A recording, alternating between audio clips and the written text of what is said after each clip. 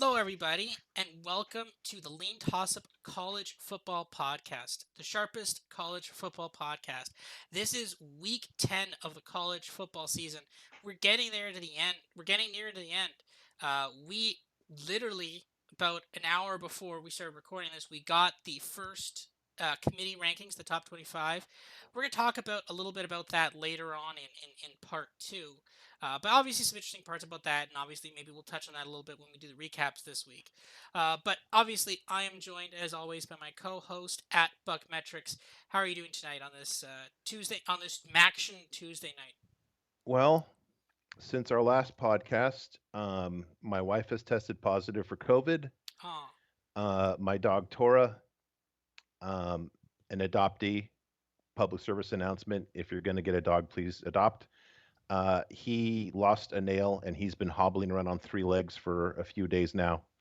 So part of the house is on the injured reserve list, and yet I am delighted to still be co-hosting the sharpest college football podcast. yes. Well, I hope everybody will be okay there, but yeah, some that the dog's gonna be sidelined for a couple weeks, I think. Yeah. Uh, so all right, so part one, the dashboard. What just happened, and what does it mean? So, yet another update on the special announcement that we had a couple weeks ago. Looking into the executive action that was signed a couple weeks ago, it actually indicated that the embargo on Iowa is lifted if Iowa scored 30 points. Oh, okay. So we could talk about them. Wow. I mean, Not that really we really want to, but no, you know, it's just of note that they scored. I yeah. do not want to talk about Northwestern Iowa at all. It's just of note that they scored more than 3 points. It's just like a wow, That's pretty much, yeah, that was the reasoning behind it. So offensive explosion. for them, that was like a season's worth. Yeah. Yeah. Okay, aside from that, looking at what happened last week and what we talked about, we mentioned after UCF had that horrible game against East Carolina, we said, is UCF like the toughest team to get a handle on? Um, well, yeah, they proved it. They beat Cincinnati 25-21, and they did it as home favorites, which I just didn't see happening at all. A little more on them later, but man, they are all over the map, and they actually hit the top 25 in the football rankings too, the playoff rankings. Yeah. No idea how that happened. On both counts, they were down in that game. They had to come back and score a go ahead touchdown. Um, They gave up a late touchdown too, and even after yes, that, they yeah, gave up a that late was touchdown, and they interesting. had to go. They had to run down the field and score another one because remember they did win by 4. So just kind of a very up and down week, or very up and down season for this UCF team. Again, I do not believe in their quarterback at all. That is Yeah. just no belief. I'm sorry. I don't necessarily think they should have won Cincinnati. Maybe I'm biased because Cincinnati was a bet I made last week. Oh well. But yeah, that's definitely a little bit of a fraudulent getting into the top 25. But to be fair though, like there's so few teams that I'm like, yes, that team is a top 20. Like at Yeah. some point, you can't. The top 25 can't be 10 teams. Like yeah, these are the top 25 teams, and there's 10 teams. You can't. Someone has to be 11 or someone has to be 25, right? And Yeah, like that problem we had at the beginning of the season where after the top four, it's like, well, who else really are we sure should even be ranked at this point? There's only been about a solidification about maybe 8 or 10 more teams after that, and then those last 10 in the top 25 are just whatever. they had a You good tell week last me, week. you know? I mean, that was the thing. I think I said that same kind of quote in context of the top 10. Like I think there should only be like 4 teams in the top 10, but like there have to be more than 4 teams in the Hmm. top 10. Yes. And like so, yeah, someone has to be 25, and I guess UCF beat Cincinnati, so sure, they're 25. Good job. Yep. Yeah. Um, we asked last week, is Boise the most complete G5 team? All right, Colorado State's not great, but Boise just blew them out 49-10. And I kind of don't see who's a more complete team with them right now. This is from a Tulane truther on my end. I would probably favor Boise on a neutral field against Tulane. Yeah. Uh, Apparently the playoff committee doesn't think so, but maybe that second loss to UTEP just undoes everything that's good on the Boise resume. see, I the thing of it is, I suspect, not completely sure, but I don't think the playoff committee sits down and looks at different metrics in terms of like adjusted yards per play, like Like, I don't think they look at the Correct. same stats we look at, right? So, well, we have the advantage of being like, yeah, no, Tulane's a better team, or Boise's a better team. They're like, well, but guys, Tulane beat Kansas State, and Yeah. then Boise State lost to UTEP. So, like, those matter. That matters a lot, guys. Like, we can't. How can we have Boise ahead of Tulane when like Tulane beat Kansas State, guys? Like, that's Yep. so. Yep. Resume versus metrics. I get it. Yes, this is why. I mean, again, no one here is. There's no people in front of the CFP offices, wherever that even is, or there's a meeting or something. There's no one out front of them saying, "Bring back the computers." No one is doing that. But like, this is an example for maybe the computers were right. Maybe the computers had a point. Yeah. Agree. All right. Next, I kind of went into the mystery of our much picked upon Jack Sapolek, the Western Michigan quarterback. He was mysteriously replaced with no reason that Google could locate for me by a gentleman named Trayson Bourget. I bring that up because when I was looking at the Arizona State game in their great 8-point win over Colorado, condolences on the backdoor cover, Yeah, um, I noticed that there was a record-setting quarterback for Arizona State named Trenton Bourget, and I was wondering what's going on with this name. That is his brother, and he is a walk-on for ASU. I think it's weird that you've got a MAC quarterback who was a scholarship guy who just stinks, and his brother is somehow so good that he's setting school records at ASU. Under a interim head coach, nonetheless. His QB plus is 165 for that game. Now, granted, Colorado's in a tough spot, but I can tell you for sure, Miami, Ohio's offense, who Western Michigan played last, is nothing special. yeah, that was a brutal backdoor cover. It was an 88-yard punt return touchdown to get it within, I think, 10 or 8. something. Yeah, 8. Yeah, Yeah. just rip. But I mean, yeah, it's funny. Like, and that I guess this is like this Bourget family. They're like a dynasty of like walk-on players. They're like, we're Yeah. just there. Maybe there's others. Like, are we just gonna see like in is it Bourget gonna like? I'm just trying to think of the most random one, like Virginia. Like, we're just gonna be like, new Virginia Tech quarterback, Yep. Well, they have what? Derek Bourget. They have Trayson and Trenton, so I don't know what the next one would be. I There's got gotta I be got to another. work on that. I'd assume it'd be a T. They Yeah, probably if they Trevon, had yeah TR. Trevon. So yeah, Okay. Last week, my Undarnoozy went to Mike McIntyre, FIU head coach, and what did he do? I love when this happens. He made me look smart. FIU wins as a 6.5 dog straight up at home. FIU is now 4-4 after being 1-11 last season. Um, in their last 4 games, I've got them with a 21% chance to beat North Texas, 68 to beat FAU, 37 UTEP, and 67 MTSU. It's about 50-50 that FIU could make a bowl this year. What a turnaround. that's crazy. And they're gonna go to a bowl and they're gonna be like 14 and a half point dogs against like some random team that doesn't want to be there. It's gonna be amazing. I cannot wait to sit there on Exactly. like I cannot wait there to sit there on like December 21st and like just we're gonna sit back 8 o'clock Eastern, like some random bowl somewhere. It's gonna be great. It's gonna be just this amazing bowl game. They're gonna be 14, like Florida International gonna be 14 and a half point dogs, just gonna like destroy someone like 35-10. It's gonna be awesome. Yes. Um, Also in Conference USA, I had mentioned that UAB was 4-0 in games decided by 2 or more scores, 0-3 in games decided by 1 score, and they lost by 1 score again, 24-17 to UAB. They are consistent, if nothing else. They're uh they're Conference USA Nebraska, I think. Yeah, Except uh, that or no, there is UAB no, yeah, UAB is Conference USA, not they're Sun Belt. Conference USA. Yeah, Yeah. The thing of it is the only difference between them and Nebraska is that there's no games where they win by like 14 or more. That's the difference between them yeah. and Nebraska. So, Well, and UAB has been to bowls the last several years too. yes. Um, our Heisman discussions. I pointed out that Blake Cora might be a good bet at 14-1 Heisman odds. He ran for 177 yards in a big win over Michigan State. I'm thinking his odds went down to like 12-1 if I saw latest per my guy. I've seen a couple places where it's come down a bit. I'm just looking for some reason. Bet365 does not have Heisman odds live at this exact second. I guess because it's possible that someone in the Buffalo, Ohio game could Oh, just tear it up and just rocket up the Heisman odds there. Let me find a site that has it live. But I did see him come up a little bit on that. Yeah, there we go. FanDuel, they're not worried about anybody having a stand-up performance in Buffalo, Ohio. Yeah, Blake Corn. I've got Corn 14-1, but I did see him. okay. I did see him come a little lower on that. So I saw him about 1,000 to 1, 10-1. So yeah, I think his odds have increased though.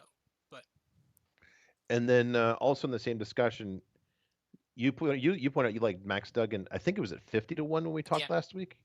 My guy, I think, took him way down to like 15 or so. Do you have I've anything got planned for him? yeah. I saw him much lower too. I've got 30-1 on FanDuel. Okay. So, but yeah, he's definitely come down too. Cause and again, the ranking that just came out.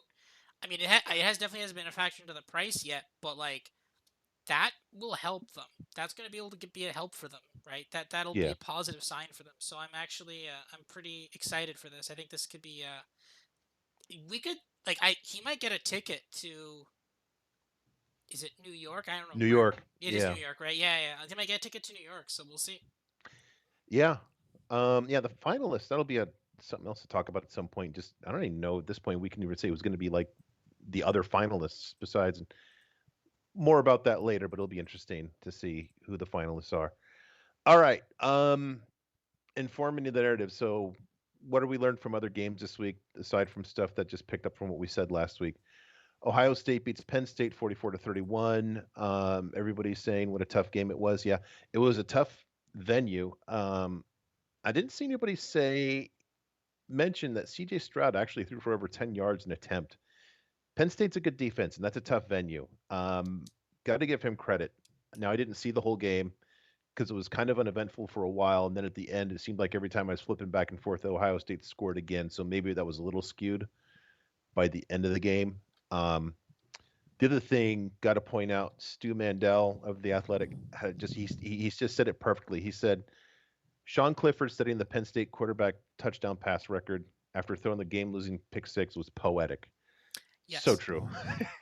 So this is the thing. So on one hand, yes, Stroud's stats were actually pretty good, but like there was times in the game that Penn State was winning, right? Hmm. And this is the we talked about this last week. This was the first time that Penn State was at like Ohio State was actually going to play a team that could compete with them, both on defense and on offense. And that happened. That finally did happen. There was finally a team that that was able to compete with them. And like, look, Penn State, yes, 31 points, not amazing, but definitely not bad either. It was funny that with the last, because basically what happened was the game losing pick six, which it was a game losing pick six. That put them down by, I think that got them down up to two. They were down by 2 scores at that point. Then I believe there was like a fumble recovery. Like, so basically one guy on Ohio State, I can't remember his name. He had the game of his life. He had a pick six, a tip ball that went for an interception, a sack, and then Yeah. a strip sack for a fumble that was then recovered, and then the next play was a touchdown. So, like, the thing is, if you just delete that guy, I think Penn State wins the game. Okay. I mean, obviously that's not how football Just works, wave but the wand and just say he's not here. yeah, like I didn't know this is like a jury duty thing where we say, Your Honor, we're not going to seat this guy. He's too good. no, but I mean, here's the thing. Like, the thing of it is, yes, this guy had an amazing game, but the fact that I don't know what his name was, I had never heard of his name before this game, means that well, he may be a perfectly fine defensive player. Like I'm not. This is not a knock on that guy. I should probably Yeah. find his name. He was Not a very knock on. highly recruited. Huh? He was very highly recruited. Yes, and that's the thing. And I'm not saying he's a bad player, but like I in my years of watching football, which is not many, but it's definitely a few. I've never seen a performance like that ever in Yeah. terms of appearance on the stat sheet. I've never seen someone with a pick six, another tipped ball for an interception, a strip sack. Like I've never seen that much one player have that big of an impact on the game. And it's hilarious that it's against Penn State, and that was the nail in the coffin for Penn State. But like, okay, they play Michigan in a couple weeks. Can you do that against Michigan again? I dare do that against Michigan. Do Yeah. the same thing again Fair. against Michigan, right? And like, yes, that's maybe not. And again, that guy could be fine. That guy could be a first round draft pick on the defense on some level. 100%. That's totally fine. But I don't think he's going to be able to replicate that exact same game again. And this is the No. thing. Like, Sean Clifford had 3 passing touchdowns, 3 interceptions. One of them was a pick six, right? Like, and it was funny at the end of the game when they basically marched down the field, got a because they were down by 3 scores, and they went down, got a touchdown to get it within 2 scores. The commentator on the game said that the touchdown is very meaningful for some people because that game Yes. basically had that score let Penn State cover. Now I was actually on Penn State, so it was a very meaningful touchdown for me, and Penn State deserved to cover that game. And Yeah. it's important to note that like there was a universe in which Penn State won that game.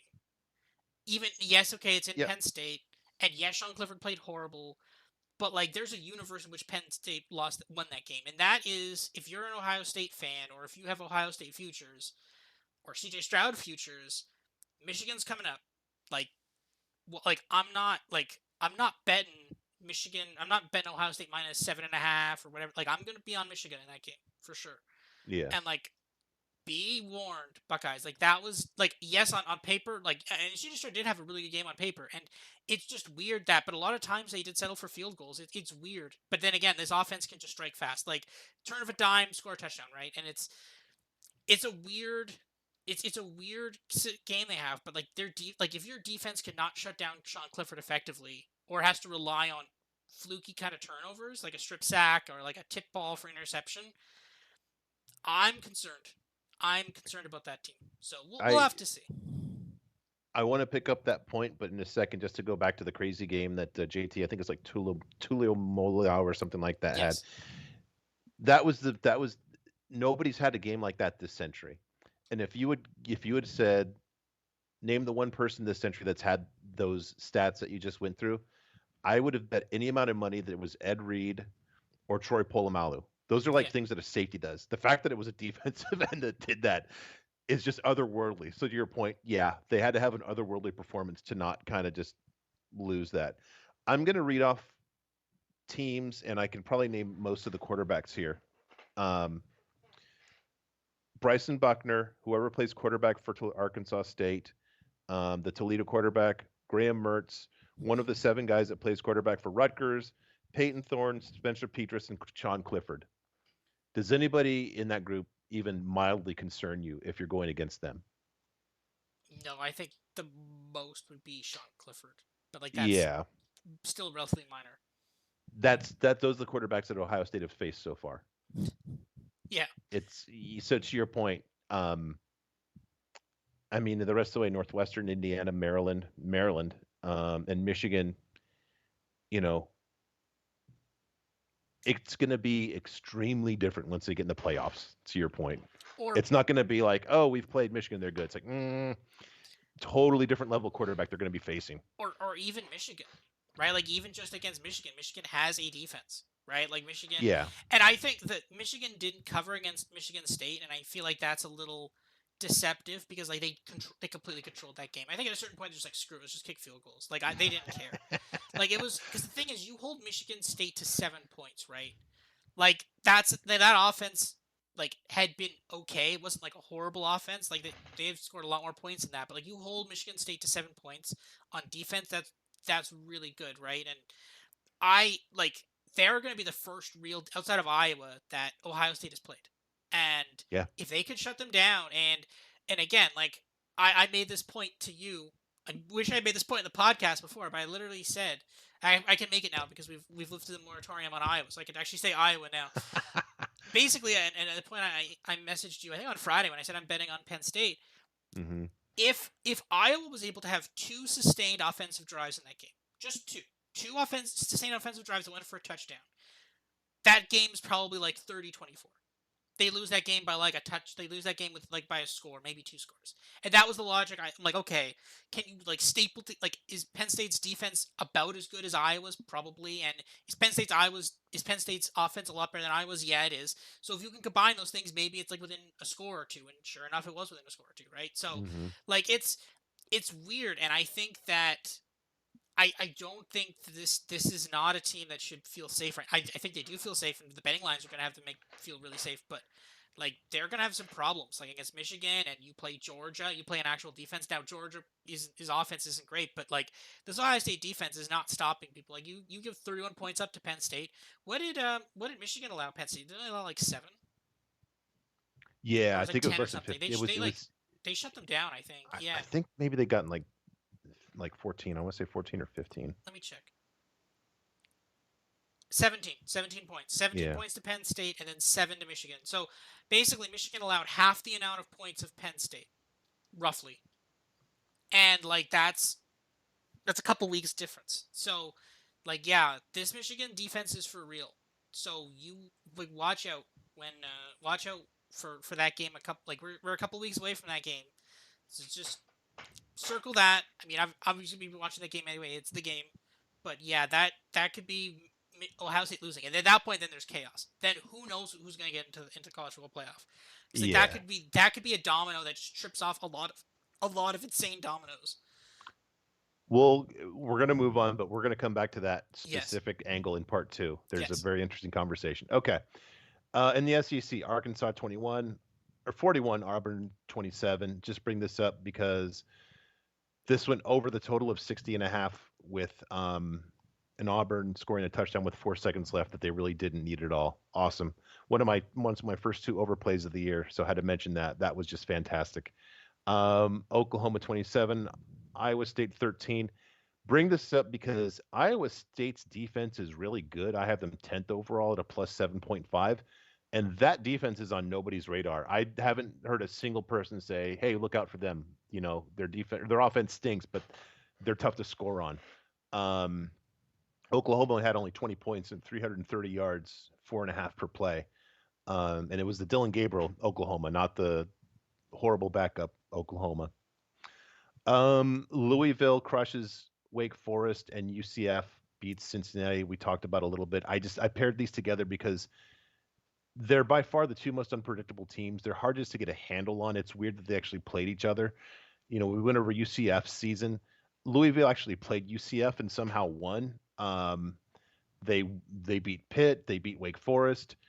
They got blown up by Syracuse at the beginning of the season. They lost that game to Florida State, which I don't know. I still don't know how they lost that. That was just weird. I don't know how to call. It's not a sad loss. It was just puzzling. And then they lost at Boston College. Just the craziest. I don't know. These two teams. It's just I almost kind of want a rematch in the bowl game between these two just to see what on earth would happen. That'd be some weird alchemy bowl. Yeah, that was again. I was on Louisville. That was crushing. Again, what was it like 5 interceptions or 4 or I don't even some ridiculous amount of There were interceptions. 6 turnovers in a quarter. Yeah, just some insane, and it's just like that score was not reflect like the stats are not reflective of what that score should have been, but it Yeah. happens, right? That's college football for you. So Yep. TCU beats West Virginia 41-31. Bringing this up because TCU threw a 29-yard touchdown pass on 4th and 1 with 20 seconds left. I don't know if you saw that. I did not see that. No, that's kind of Yeah. insane that they even did that though. Well, that actually got them the cover. The spread was I think 8 in that game, and that got them the 10-point win. And so serious superior late game point spread awareness and management by Sonny Dykes. That's why we love him here. Yes, Aside from the great job he's done at TCU, that's that just like next level stuff. that is a lot. That's superior late game awareness there by Dykes. That's pretty like obviously when they look at like when they investigate people in sports for like either shaving points or like inflating victory margins of victory to cover spreads, like that's gotta be up there, right? Yeah. Like Well, I think there's two things in play. One is it was 4th and 1, and I think they were at first trying to go to get the other team to go off sides, and they got him to jump, and instead of just like snapping the ball and downing it, they just said, "Oh, free play," and they threw it in the end zone. free Um, touchdown to attempt. Oh, we scored. Oh, yeah. okay. Which brings me to the second point. I don't know if you remember Iowa State, Oklahoma last year, where Iowa State, like, as time expired, they called a timeout just to kick a field goal at the end of the game, and Lincoln Riley was upset about that. And Matt Campbell said, if you get down to enough tiebreakers, point differential is one of them. So Hmm. maybe that was at play. Although, you know, they're comfortably. Okay, Well, the thing with it'd the take a big lot for them not make the Big 12 title game. exactly, but the thing is with the Big 12 is it's so because there's no divisions, it's so weird. Like, Yeah. I mean, obviously they're probably if they keep winning out, they're probably a week or two, but like you could see something where it's like, oh, they lose, and then all of a sudden, like they lose two games, and all of a sudden they're not, they're like in fourth or something. Like it's you could see a weird mix of things happening. So, but yeah, that's kind of funny. That's definitely superior ranking point spread awareness. Yes. Few coaches have that. All right, three games here just to tell you how awesome the ACC is. The first one, I'm just going to give you a score: Miami 14, Virginia 12, and four overtimes. We'll revisit that in part two. Man, just rough watch. That's how college football was meant to be played. Yes, I think I tweeted that Brian Ferentz and his dad Kirk were watching that game nude. Um, UConn 13, BC 3. Um, Zay Flowers, one of the best, if not the best receiver in the ACC, had two catches for 35 yards. He had two muffed punts. He dropped what would have been easily the tying touchdown pass in the fourth quarter. You look back at BC's resume; their only wins are against Maine and against psychotic Louisville, who was off their meds that day, I guess. Um, man, so those two games just really just paint what a horrible conference the ACC is, and just also in the ACC, UNC beats Pitt 42-24. They've basically sewn up the Coastal Division. They just have to win one more, and I think they've got it wrapped up. They're way ahead. They're only giving up, and I'm not a points per game guy at all, but they're only giving up 23 points per game in ACC play. Now, my metrics still have them at stinking, but that's clearly some kind of improvement. That's much better than giving up, what was it, 61 or 62 to App State. I don't know if they fixed something, but God bless them. They only have one loss. And I was asking the question, does UNC, that ticket at plus 1800 to win the ACC, have life? It's down to plus 550 with my guy. So,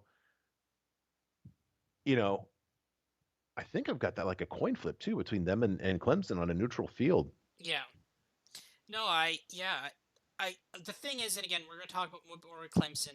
It's going to be a very long rant about Clemson for me in the second half.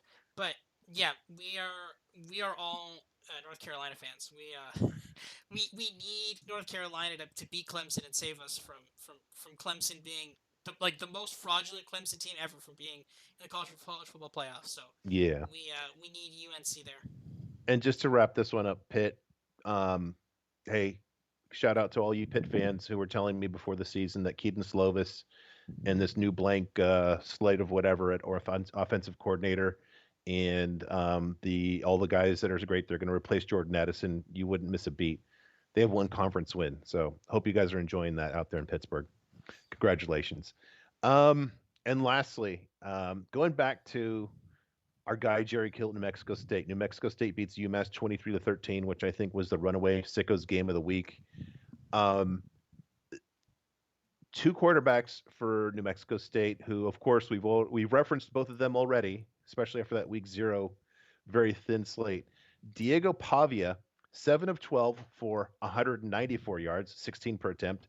Gavin Frakes, 7 of 13 for 29 yards, just over two. Um, it's like these guys aren't even playing the same game for the same team. I don't know how that can happen.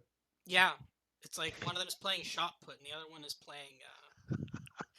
Blindfold shot put. Yeah, Um, New Mexico State though gets 3 wins so far, which is above their total. Jerry Kill, I love the guy, great coach. Congratulations to him. All right, market intelligence. This is where I need you to keep me honest in some of these lines. This is based on the circa opening lines and my reactions to them. Ball State getting 4 at Kent State with a total of 65.5. This is telling me that that market still thinks that Kent State D is just truly horrible, and I think this one's in progress as we're talking. yeah. So this closed at 7. I was eyeing it at 7. I actually really like Ball State, and did not pull the trigger on that one. I pulled the trigger on the other one. Um, I pulled the trigger Oh on my gosh. Ohio. Ohio is up 24-10 at the half, so that's working well. But Ball State has a 20-13 lead in the third quarter. So good call, but and it could have been 2-0 right now. But you sometimes a no play is perfectly fine too. Yeah, and Ball State's got almost 300 yards just early in the third quarter too. So yeah, Jesus, Penn love the State math. Penn State defense still has some work to do. Air Force at Army, total of 38 and a half. You know, both D's they practice against the triple option all the time, so that's why that number is so low. Definitely not anything to bet. Western Kentucky giving 15 at Charlotte, but the total of 73 and a half. Um, this is telling me that the issues that Western Kentucky had on defense last week, which kind of seemed out of nowhere, um, they seem to kind of be for real. Now Charlotte had a good offensive game against Rice, but my gosh, they're projecting that the losing team in this one's going to have almost 30 points. Um, I don't think Western Kentucky's popping up on my grid this week, and I'm going to be really concerned. I don't know if they have an injury or something, but their defense is something to keep an eye on if they don't get it fixed real quick. It is 16.5 now, with the total of 72. So that total's ticked down a bit. Western Kentucky's ticked up a bit. Okay. Um, but yeah, Charlotte is just not good at all. No. BBMI, brand-based market inertia, where I think the market is slow to react. So Circa opened Illinois at -10, hosting Michigan State. I think that's up to like 17 now. It's like 16. What happened? Did oh, is this based on like suspensions or? I think it's just a misfire. I've got this. I didn't check what you have it at, but I think I've got this at like a. I think I've got like a 19-point difference or something like that. I had a huge difference too, and I'm like, that seems wrong. I'm not gonna touch it. But yeah, let's see. I had 12. I had 12. So I had more than the 10, but slightly less than the 16. But I'm not trusting this Michigan State team. No, there's no reason to. Yeah, I've got Yeah. Illinois 19 points better at home. So, Texas at Kansas State pick, and actually Texas is favored now, I believe. I think I got Kansas State plus 2.5. So Uh, my impression is actually even further against the market with subsequent action. yeah, Texas is favored by 2.5. My model weirdly likes Texas. I don't know why. I don't follow it down that rabbit hole. Oh no, I do. No, I have Kansas State -2.5. So I actually do have Kansas State favorite there. Okay. Yeah, but my model Kansas is also down too. What's the other one? Kansas, Oklahoma State.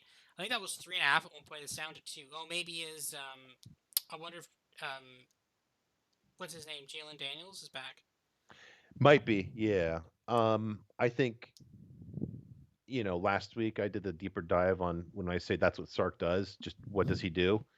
And specifically the weak point in a pretty weak resume are the conference road games. And we had actually said, oh, at Kansas State and Kansas, let's keep an eye out for both. Well, here's one. So aside from the model, which my model loves Kansas State here, every intangible is in favor of Kansas State as well. Lastly, Arizona at Utah. Is this total still 62 and a half and Utah about 18? Let me see. Is this Arizona plus 17.5 and 67 is the total. 67. Mm-hmm. Okay, that seems more like it. My first impression was I couldn't see Arizona being held to 22 by Utah. I know Utah's a tough place to play. Sneaky non-headline story is Utah's defense is not that great this season. It's not like they're bad, but they are definitely, I don't see them as typical Kyle Whittingham level good defense. I've got them boy, at basically an average Pac-12 defense this season. So who knows if Arizona has any oomph left after really giving all they had in that tough loss to USC. But man, if they bring like 2/3 of that effort that they had, and if they bring that again, I have a hard time seeing them scoring less than 28 Yeah. in that venue. And that Arizona offense is really good. Their defense is not good, but their offense is actually pretty good. So Yeah.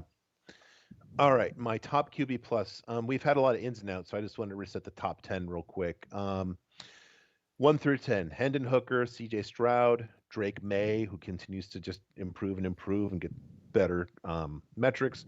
Number 4, Grayson McCall of Coastal. Number 5, Dylan Hopkins of UAB, although he's out now. 6, Max Dugan. 7, Todd Centeio of JMU, who has been out for a while. I don't know if he's back yet. Then we have Dylan Gabriel, Caleb Williams, and KJ Jefferson of Arkansas. My bum list. I don't know if we mentioned this guy, but he's number 1 now. He might have just snuck in just doing to become ineligible enough. That's I don't know any of these guys' names for the most part. They're all new to me the first time I bring them up here. EJ Warner, the Temple quarterback, number 1. So we've kind of cited Temple as just being in a rough spot this year, and great place to debut, right at the top of the charts. Yeah. Congratulations, Mr. Warner. Congratulations, Temple. My top receivers. I bring this up this week. I've got. I always like to bring up where there's 2 guys in the top whatever. This week, Jacob Cowing, who we've been on since the beginning of the season at Arizona. Dorian Singer. I'd never heard of this guy before until he just popped up this week. He had some amazing catches against USC. A brilliant one-hander for a touchdown. So Cowing's 11 and Singer's 13, and just kind of calling back to, can Utah hold Arizona to under 28? You know, Utah's pass defense has shown some vulnerabilities to be nice about it. So I think, you know, we could see a lot of points in that Arizona Utah game. USC update. So USC wins 45-37 at Tucson. Kind of close, but BuckMetrics had this 47-31. Undersold Tucson or Arizona a little bit. Caleb Williams, like we just talked about, is 8th in QB plus. His QB plus is 142. The offense is also 8th in all of FBS at a plus 10.6. They did this without Jordan Addison and Mario Williams, our top 2 receivers, so they've both dropped out of my top 100 receiving metric. The defense is down to a plus 0.6, 57th in FBS. Just a brutal day. Just defense technically showed up, but not really. They got some pressure, but man, they could not bring down Delora at all. Does not bode well for when they play DTR and UCLA. That could be really a challenge. That tough game, and then UCLA's easy win over Stanford brings USC to 2nd overall in the Pac-12 behind UCLA. USC 12th overall in the FBS. Looking at this week, I last number I saw was USC giving 19.5 to Cal. I don't know if that's still. Let me see. I think it did 21 and a half. Oh, wow. Okay. At I some had point that. that's Yes. that's disrespectful. I was about to say. It sounded like you were going to go on the disrespectful line path. Yeah. In the preseason pod, I had this minus 12.5, and I think that was a little belief in Jake Plummer or Jack Plummer, pardon me, and also just the paranoia I have about Justin Wilcox channeling his inner Matt Campbell for one game a season and really making Caleb Williams miserable. I still think that could be the case, but Cal's defense has not been nearly as good as the typical Justin Wilcox defense. They're actually exceptionally average. I have them rated as 0.0, which makes them 63rd in all of FBS. And as has been the case for quite some time, their offense is struggling. They're actually 84th in FBS at minus 2.6. They do not move the ball. I still think there's probably some kind of a defensive effort coming from Cal. My model has this 41-23. So my model's a little more, I'm going to say bearish. I'm going to get it confused here. My model likes the Bears more than the market does. I'll put it that way. And it has above the total of 59 that I saw. One thing I will say is that Cal upset streak that apparently only applies to when Cal plays Washington. It does not seem to apply to the thing of it was though in that game. Cause I was on Cal in that game. Spread money line, got the cover, didn't get the outright though. But like they just when you're on Cal, like I think the 21.5 is disrespectful, but at the same time, when you're on Cal, it means you're going to be sitting there at some point in the fourth quarter Hmm. just praying for a touchdown, a covering touchdown. You're like, just cover this, I'll only lose by 18, but like that's the thing, right? And it's like, yeah, it's disrespectful, but do I want to put myself through that emotional baggage of being up at? Yeah. I think this game is when this is a late game, right? Yeah, Yeah, it's a 7:30 Pacific. 10. I do not want to be sitting here at No. 2 a.m. on Saturday being like, please, person who quarterback who I have no idea who you are, please randomly pass it to some no-name wide receiver to get a covering. Like, please, like, no, I'm not doing that. No. Yeah, no, and it's not just rooting for a late quarter or late touchdown. It's a very late, very improbable touchdown too. Yeah, because it'll be like, oh, here's a hail mary from like 40 yards out. Yeah, not fun. That being said, we'll have to see when the Lions come out, but the last week it was so funny because the line was like Caleb Williams over 2.5 passing touchdowns, like minus 105. Just like instantly, I hammered that. I'm like, against Air. Have you seen Arizona's defense? Have you literally watched a moment of Arizona's film this entire year? Two and Yeah. a half, like basically even money minus 105. That was insane. Covered it with like within like the first quarter, I think, or like Yeah. in the second. Like it was like not never in question, never in question.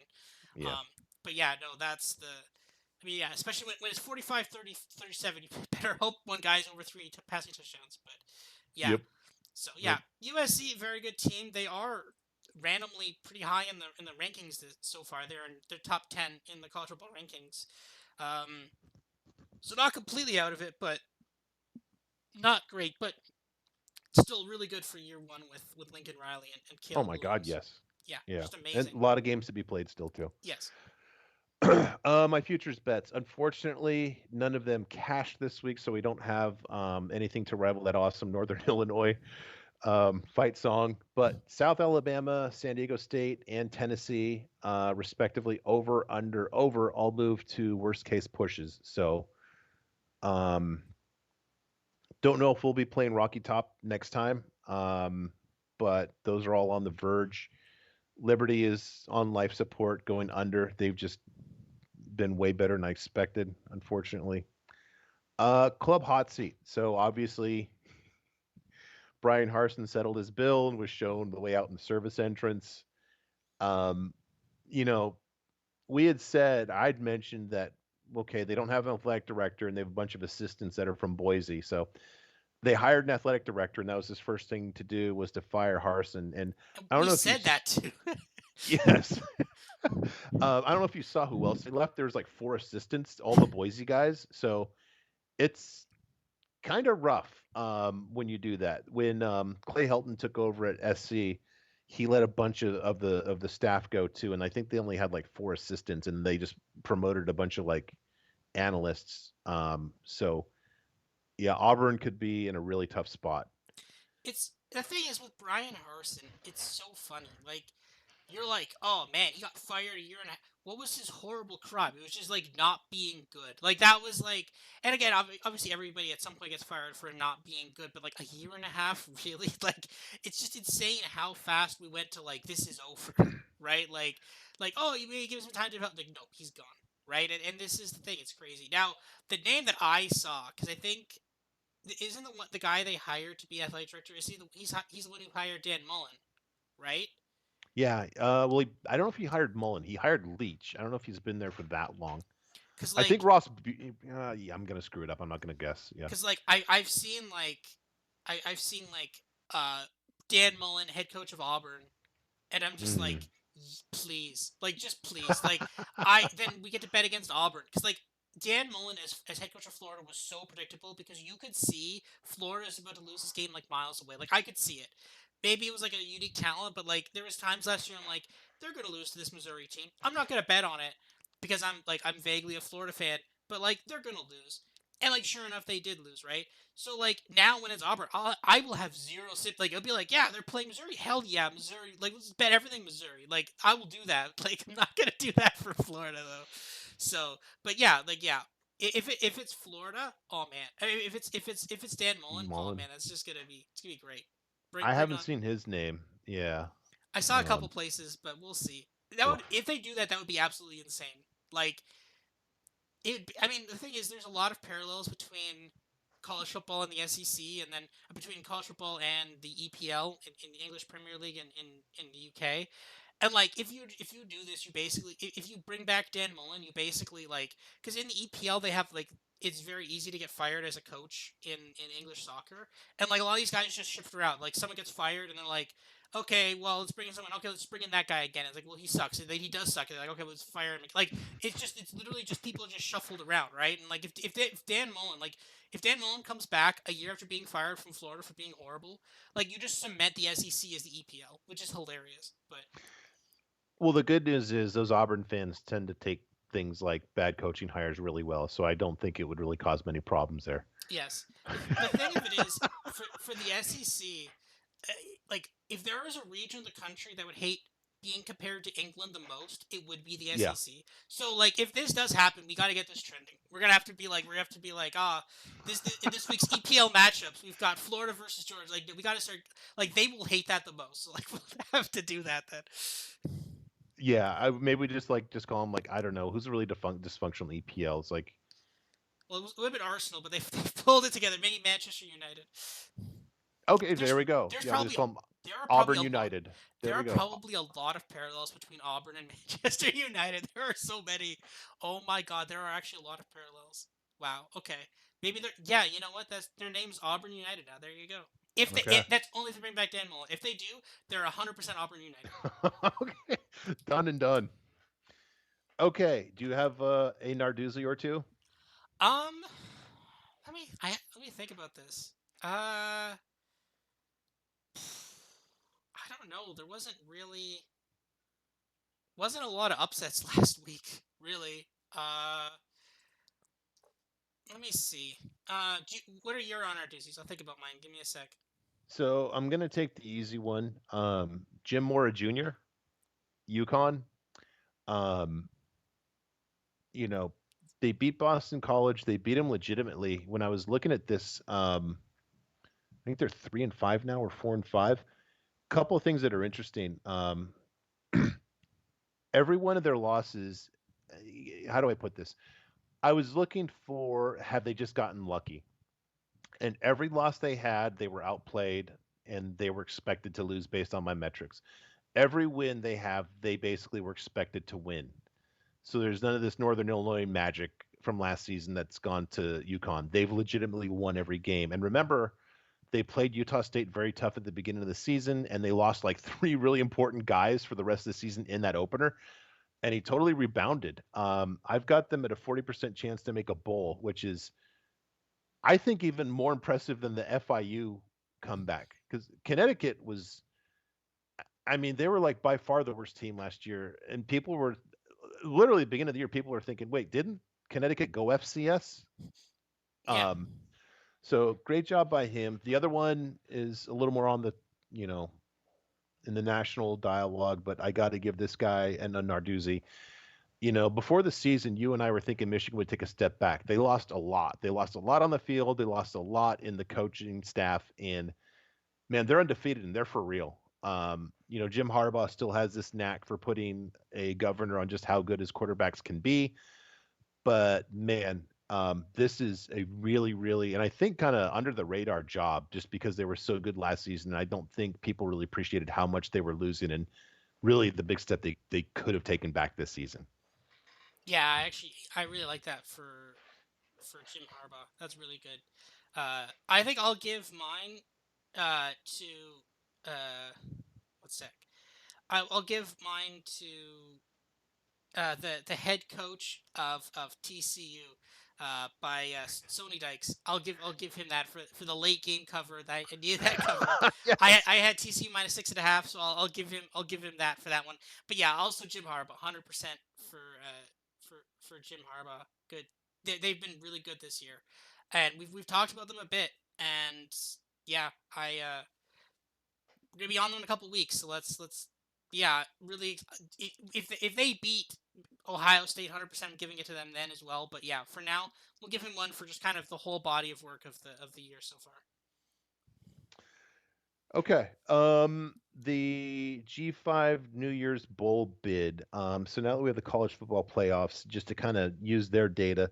So they had Tulane as the top G5 team, and then they actually had UCF in the as the second. They didn't have Coastal ranked, even though Coastal is one of only two one-loss teams. I've got the Sun Belt still about a point and a half better than the American, and that's not insignificant. I think that the committee is probably baking some historicals into comparing Sunbelt versus American. Not happy about that. I'll be interested to see. Tulane's got a brutal schedule. Their last three regular season games are SMU, yeah, SMU, Houston, and Cincinnati, and then maybe a repeat against one of those in the championship game. I think that they can make it, but um, going to be curious to see if there's some kind of weird mix of UCF losing again and Tulane not winning the title. Does Coastal get pushed up? I also think it would be interesting if they did a supplementary top five of the G5, just to kind of let to give a lot more of the G5 teams just something to root for. It's weird just to incorporate it only in the top 25. I think that you could generate a lot more buzz for my G5 if you had a top five. It would. I don't know who that hurts. I think the schools would love it. The networks would love to have something to promote for a lot of these G5 games. They got to do it. I think you might again if we start seeing a 12-team playoff, which we are definitely moving in direction of that. Then it's because I believe the format they're doing are it is the top six highest ranked conference champions, right? So at that point, then you kind of need to talk about because like what G5 team is going to get in, right? And I think that's at that Yeah. point when it's like, okay, then maybe we start seriously looking at the top G5 teams, right? Because one of them is going to make the playoff, right? So, Yeah, you need I don't know if you need to do just like a ranking of each of the conference. I don't it's they need to do something more than just a top 25.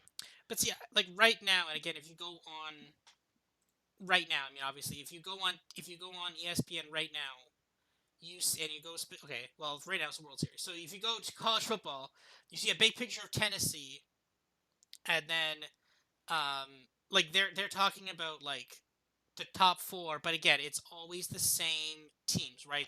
Yeah. It's like Tennessee, Georgia, Ohio. Like they only talk about those because to be honest, when it's only a top four, only those matter, right? Like there isn't a lot. Like they're not gonna like the headline isn't gonna be Tulane highest ranked G5. Like they're not gonna do that, Yeah. right? So this is the problem then, and I think I think this is where you need to basically I think what you need to basically like once they expand the playoff, I think we're going to kind of see more of that appear more naturally. So hopefully we'll see more for that. Well, yeah, but even then right now, you only have two G5 teams that are both in the American. So we need some kind of gauge for, you know, does Coastal even know where they stand right now? Can they play their way into it? Are they next of the non-American teams? I think there needs to be just more because especially like you said, when we get to those top six conference champions, there needs to be some more rankings just to let these teams know, and then just to generate more buzz. Who gets hurt with that? It's not like there's a limited number of amount of bandwidth that we can talk about. Nope, can't talk Mm-hmm. about the G5. Well, yeah, the lazy national people can't, but there's a bunch of people like you and me that love this stuff. So I Yeah. hope they do that.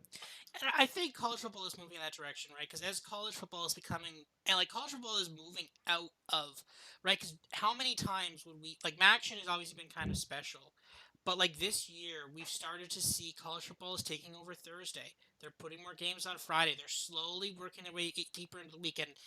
Again, I personally think at least a large part of that is because there are people like you and me and our viewers who are betting on this stuff, right? Hmm. Like right now I have the Buffalo Ohio game here, and on some ESPN. I don't even know what ESPN2. There we go. It's on ESPN2.